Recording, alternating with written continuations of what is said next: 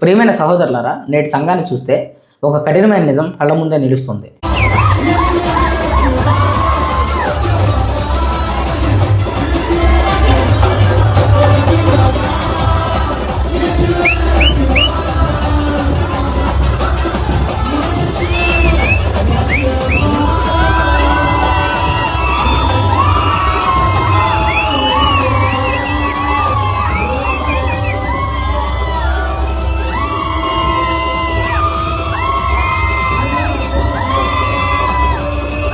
ఒకప్పుడు క్రైస్తవులు సంఘాన్ని ప్రాణాలా కాపాడుకునేవాళ్ళు. సంఘం అంటే భవనం కాదు. ఈరోజు మనం అనుకుంటున్నాం బిల్డింగ్లు, పెద్ద పెద్ద చర్చీలు, ఇది అనుకుంటున్నాం సంఘం. ఇది సంఘం కాదు. సంఘం అంటే జీవితం, నడత, పరిశుద్ధత. కానీ ఈరోజు సంఘం అంటే 2 గంటల ప్రోగ్రాం అయిపోయిందండి. 4 పాటలు అయిపోయినాయి, పెద్ద స్పీకర్లు, music, entertainment, emotion. Super naturally దేవుడు కోరింది ఇది కాదు. దేవుడు కోరింది మారిన హృదయాన్ని, మారిన నడతని. జీవితం మార్చుకుంటాం. ఆ మారిన జీవితంతో దేవుడిని పొగిడితే అది ఆరాధనగా వెళ్ళిద్ది. మొదటి శతాబ్దంలో క్రైస్తవులు ఎలా బ్రతికేవాళ్ళు? వాక్యం ప్రతిరోజు మాట్లాడుకునేవాళ్ళు. తిమోతికి రాసిన మొదటి పత్రికలో స్పష్టంగా ఉంది ఇది. మొదటి తిమోతికి రాసిన పత్రిక 3వ అధ్యాయం 15వ వచనంలో, దేవుని మందిరం నందు నువ్వు ఎలా ప్రవర్తింపవలెనో నీకు తెలియనట్లు ఆ సంగతులు రాస్తున్నాను. ఆ మందిరము జీవం గల దేవుడి సంఘము, సత్యానికి స్తంభం, ఆధారమై ఉంది అని చాలా స్పష్టంగా చెప్తున్నాడు. సంఘం సత్యానికి స్తంభం. ఈరోజు సత్యం పక్కన పెట్టి ఎంటర్టైన్మెంట్ ముందుకు వచ్చింది. అప్పట్లో వాక్యమే కేంద్రం, ఇప్పుడు మ్యూజిక్కే కేంద్రం. ఆరాధన తప్పు కాదు, కానీ ఆ ఆరాధన జీవితం నుంచి రావాలి. జీవితం చెడిపోయి పాట బాగుంటే దేవుడు అంగీకరిస్తారా? మీరు చెప్పండి. యేసుక్రీస్తు అందుకని అనుకుంటా ఆ ముక్క చెప్పింది. మత్తయి సువార్త 15వ అధ్యాయం 8వ వచనంలో చాలా స్పష్టంగా ఉండిద్ది. ఈ ప్రజలు నోటితో నన్ను కనపరుస్తున్నారు, కానీ వారి హృదయం నన్ను దూరం పెట్టింది అంటాడు. చాలా బాధగా ఉండిద్ది నాకు ఆ వాక్యం చదివినప్పుడు. అది వీళ్ళ కోసమే రాసినట్టు ఉండిద్ది. నేటి సంఘాల స్థితి ఇదే. నోరు గట్టిగా పాడుతుంది, జీవితం నిశ్శబ్దంగా పాపంలో ఉంది. ఇది ఆరాధన కాదు, నటనండి. పౌలు స్పష్టంగా హెచ్చరిస్తున్నాడు. తీతుకు రాసిన దాంట్లో 1వ అధ్యాయం 16వ వచనంలో, వారు దేవుని ఎరుగుమని ఒప్పుకొందరు, కానీ క్రియల చేత ఆయనను నిరాకరిస్తున్నారు. మాకు తెలుసని యేసుక్రీస్తుని వారం వారం చర్చిలకు వెళ్తున్నారు, గుంపులుగా వెళ్తున్నారు. చర్చి నుంచి బయటికి రాగానే వాళ్ళ జీవితం ఎలా ఉంది? ఇంతకుముందు చర్చిలో వాక్యం విని బయట శోధనలో పడిపోయేవాళ్ళు. ఇప్పుడు ఏంటంటే చర్చిలోనే పాపం చేస్తున్నారు. తప్పు కదండి అది. దేవుడు వాక్యం చాలా స్పష్టంగా చెప్తుంది. దేవుడు వాక్యానికి తలంచండి. క్రైస్తవ్యం మాటల మతం కాదు, క్రియల జీవితం.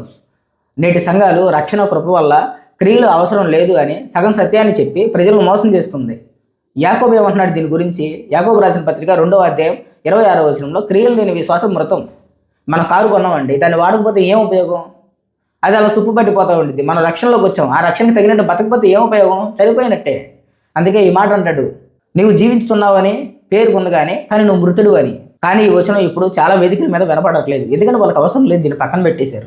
సంఘ నాయకత్వం కూలిపోయిందండి. తిమోతికి రాసిన పత్రికలో నాయకుల లక్షణాలు స్పష్టంగా ఉన్నాయి. మొదటి తిమోతికి రాసిన పత్రిక 3వ అధ్యాయం 2వ వచనంలో నాయకుడు ఎలాగ ఉండాలి అని చెప్తున్నాడు చూడండి. అధ్యక్షుడు నిందారహితుడై, ఏకపత్ని పురుషుడై, స్వస్థ బుద్ధి గలవాడై, మితానుభావుడై, అతిథి ప్రియుడై, బోధించడానికి సమర్థుడై ఉండాలి అని వాక్యం చెప్తుంది. ఈ ప్రమాణం ప్రకారం నేటి నాయకత్వాన్ని కొలిస్తే ఎంతమంది నిలబడతారు? బైబిల్ ప్రమాణం పోయి స్టేజ్ టాలెంట్ ప్రమాణం అయిపోయింది ఈరోజు. అంటే ఎంతసేపు ప్రోగ్రామ్ నడిపించాలి, మైక్ పట్టుకొని ఎవరిని పిలవాలి, ఎలా పిలవాలి, ఇదే కేంద్రీకరం అయిపోయింది. ఇది ఒక ప్రోగ్రామ్ అయిపోయింది. చాలామంది ఏమంటాడంటే దావీదుని తీసుకొస్తాం బడ్జెట్లోకి. దావీదు కీర్తనలు పాడాడు, కానీ అతని జీవితం దేవుని భయంతో నిండి ఉంది. ఈరోజు పాటలు ఎక్కువై పశ్చాత్తాపం తక్కువయ్యింది. పౌలు ఏమంటున్నాడు? కొలసీలకు రాసిన పత్రిక 3వ అధ్యాయం 16వ వచనంలో, కీర్తనలతోనూ గీతములతోనూ ఆత్మ సంబంధమైన పాటలతోనూ ఒకరిని ఒకరు బోధించుకుంటూ హెచ్చరించుకోండి అని చెప్తున్నాడు. అంటే పాట దేనికి ఉపయోగపడుతుంది? ఎంటర్టైన్మెంట్కి కాదు, అదొక మైమర్చిపోవడానికి కాదు, హెచ్చరించుకోవడానికి, పశ్చాత్తాపడని పాట రూపంలో కూడా చెప్పడానికి. పాట ఉద్దేశం బోధ, హెచ్చరిక.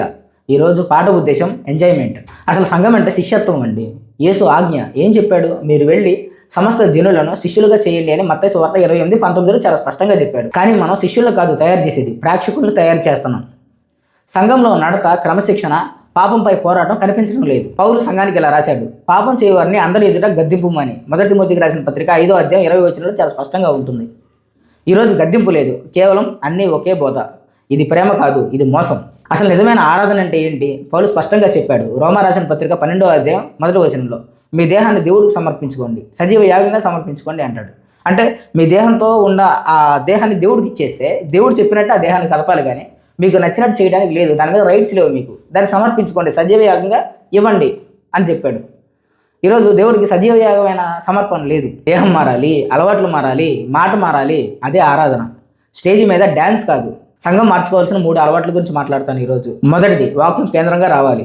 కీర్తనలో 119వ కీర్తన 105వ వచనాన్ని చూస్తే, నీ వాక్యమే నా పాదాలకు దీపం అని కీర్తనకారుడు చెప్తాడు. వాక్యాన్ని మొదటి ప్రాధాన్యత ఇవ్వాలి. రెండవ అంశం, పరిశుద్ధ జీవితం ప్రమాణం కావాలి. ఎందుకంటే మొదటి పేతురు రాసిన పత్రిక 1వ అధ్యాయం 16వ వచనంలో చాలా స్పష్టంగా చెప్తున్నాడు, నేను పరిశుద్ధునై ఉన్న ప్రకారం మీరును పరిశుద్ధులుగానే ఉండాలి అని చెప్తున్నాడు. 3వ పాయింట్, శిష్యత్వం మళ్ళీ ప్రారంభం కావాలి. నా వాక్యమందు నిలిచి ఉంటే మీరు నిజముగా నా శిష్యులు. యేసుక్రీస్తు చెప్తున్నాడు, మీరు నా వాక్యమందు నిలబడండి, అప్పుడు మీరు నిజంగా నా శిష్యులు అని చెప్తున్నాడు. ఈరోజు వాక్యమందు కాదు, ఎంటర్టైన్మెంట్లో నుంచున్నారు క్రైస్తవ సమాజం. ఇక్కడ మీకు ఒక కఠినమైన నిజాన్ని చెప్పాలి.